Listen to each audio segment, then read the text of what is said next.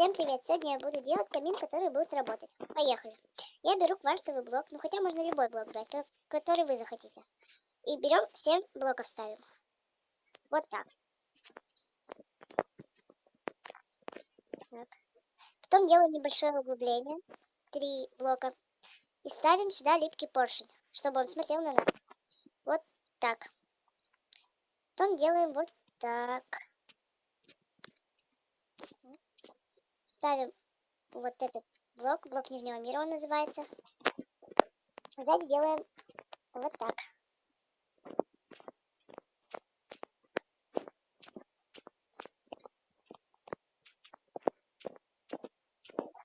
Делаем все, чтобы было красиво. Делаем вот так.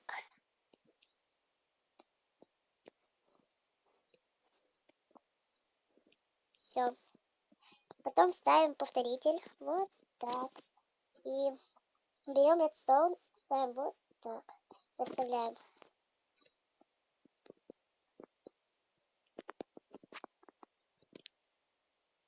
Берем кнопку и ставим вот тут. И вот тут.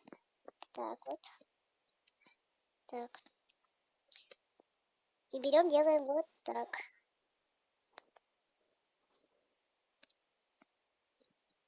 Если я не ошибаюсь, у нас кнопка тут. И проводим сюда редстоун. Так. Теперь смотрите, у нас будут липкий поршень работать. Вот. Потом ставим вот сюда вот раздатчик. 3 раздатчика. Так. И проводим на вот эту кнопку.